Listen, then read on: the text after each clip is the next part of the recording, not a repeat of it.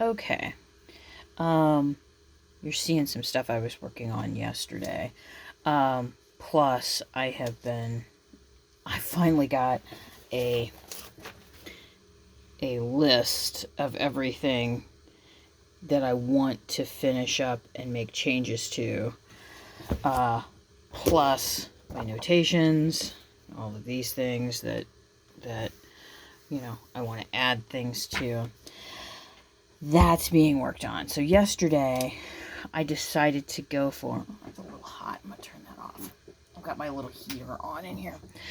I went for some what I call, the low hanging fruit kind of stuff, and I went through it's the work done by the majority of the work done by the artist who I know as Poul. And I went through and I did some different things with the bed, and this is the bed that we're talking. Let me turn my light around. Because of course he was that was the artist that really got me interested in this, and you can see what the bed looks like. And this is just with all the original the colorations, the blues and the greens, and no supports really underneath. Maybe a few little pieces here and there, but not much. And the little quilted piece on here and all of this. It's a really sweet little piece, and it goes together. It's very sturdy just on its own. And it has a little nightstand. The little nightstand, which I think is, these are some really sweet little designs. This particular artist, when they were putting these things together, these are very achievable pieces, meaning there's not much you can mess up in putting them together, meaning I would say an 8-year-old could put these together. If they had some assistance, and it depends on the kid, and I'm talking about modern kids. So I went through and I did a different version of the bed in which I added a little height to the legs and a curve, and I wanted a curve here. I'm going to need to do something with the quilt part here, because these are just drawn. If we go in here really closely, all I did was use the pen tool to come in and draw these shapes and then fill them in. But you can see some of them I've made smaller, some of them I've made larger. And this I'm going to have to go through and do some adjustments to, because I made this a little larger than what was originally on the piece, because you can see it's much smaller. But I love this little pillow and the bolster. I think that's just the sweetest little thing. I added those in. And then I added some decorative elements. I think I'm going to go in and change the line width on these. This is a little heavy, and I think I need to flip it and do the lighter line width on the inside. I just wanted to see what it would look like. Knowing that this is kind of Art Deco-ish, I just wanted to see what would happen. And I added some curved lines in here. And then for this one, this is almost exactly the same, except for I kept the straight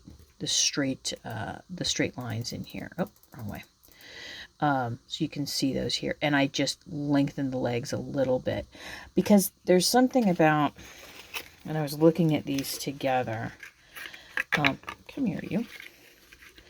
That it's like, that nightstand's a little too high. So I'm just raising it up to about that, which I think is a little bit better. And those are exported and that are ready for some print tests, some black and white print tests. And I also had pulled up here, oh, where'd it go? I thought, there it is. These are two different little examples of quilts. This is the one that I was just talking about, where I came in and actually drew all of the elements and filled them. So each of these is a path, and then I filled it with a color. And then this one, I actually just drew it with the pen tool. Each of these are done a little differently. And I know what I would like to do for this one. So I went ahead and saved these off of their original pieces. Let's see if I open this one up. This is, I think, the one that I call Quilt on Bed. Yeah. This was a really funky little piece that I found that it's missing part of the pieces, actually. Let me see. Let's look at the original artwork here. It's missing this part, and then there's some other elements that are missing. But you can tell it's kind of in that same style. I just went ahead and did the lines that separate. And there's some other things that I would like to do, and I'm just trying to figure out exactly how I would like to do them. I love these little tufted pull bits, and I want to add those in because I think that kind of adds to the dimensionality to it. The dimensioniness.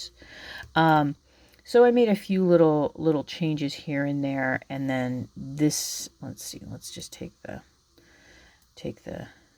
and you can see where I've added in line. There's other stuff I would like to, I like the idea of this being like a little curtainy kind of pillowy bit.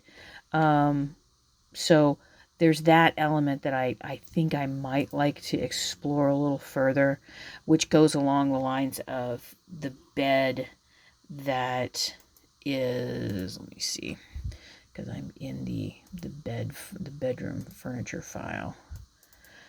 Oh, this took me half a day to get everything straightened up because I didn't want this to turn into the living room file again, where it was just an absolute mess. I love this bed, but I need to change it around a little bit. I love the construction of it. It's interesting because the original piece that I was basing it off of, the copy that I have is like completely crooked, like nothing matches. So I went through and added all of the dimensions and things where things need to go. This one's interesting because the legs are on the fold up ends. So these are the kind, there's no leg portion here on the side. That's just the side of the bed. When you fold it up, you get the legs on the end. So I'm trying to figure out, because you can see here I've added, this part would be cut out and folded up together. It looks really odd, but it'll work because this is two folds. This is the end of the bed. This is the inside end of the bed, outside end of the bed, and then these are the legs on the outside end of the bed, and then that gets folded up. If it makes any sense. And it pops into this little bottom part where I added a bit more height to the bed. In fact, I added a lot more height to the bed. So this is one that I'll be testing in the next print job. And you can see here, there are these nifty little kind of tufted elements. I tried doing something similar with the little dots, and oh, wrong one. But I don't think I like it. So thinking that I would use those as something else and maybe add some of these little lines in between, but I think I got it too small. So I need to go back and figure that out. So there's that one. So I've got a number of beds to work on. So this will have something added in on it, and I'll use it somewhere. And even if I don't use it immediately, it's something where I'm learning more, because I think what I would like to do is have a version of the Nandor Haunty bed with this quilt, this puffy quilt across it, and then this kind of little pillow thing here. So that's kind of where I'm at with the bedroom furniture. There's a lot of stuff on here that's just going in on my list. That's just, because I've got Nandor as the top of all of this. Like, I've got this. I need to make the PNG is the file that I export from Inkscape, which is Inkscape is an SVG file. this kind of file then is able to be read by, when I pull it into GIMP, it has no background, and I can begin adding in the background elements, the colors and the pictures and things that I like to use here.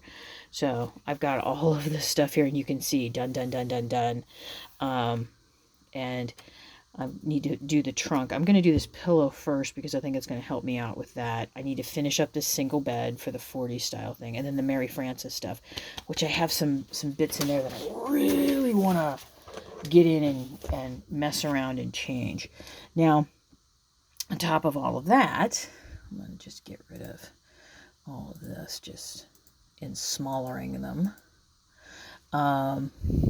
I did some more with the little Nandor lamps and came up with a little lampshade that I like.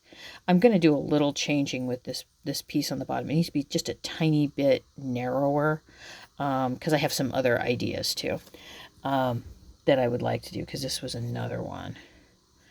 And you can see I just glued those in. I think I could just make that circular, this little piece here. Instead of making an angle, just make it circular like the bottom. And then I need to make this piece too. This is going to be easy. This is just a couple of cylinders.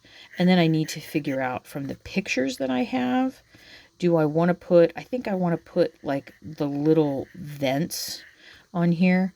So I got the measurements for all of that. And then this is just 2 cylinders, one that's got a cap. Please ignore the fact that that's really kind of chunky looking.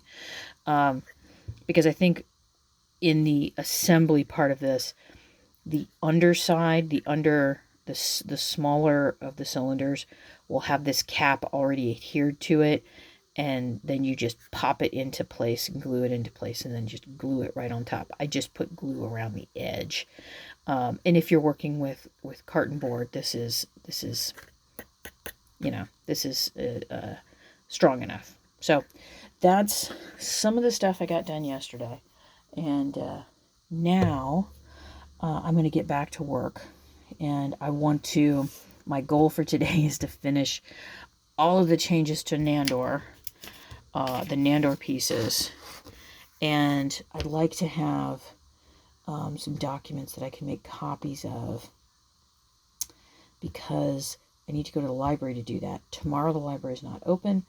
I think I may just, we're very fortunate. The bus stop is right outside our door.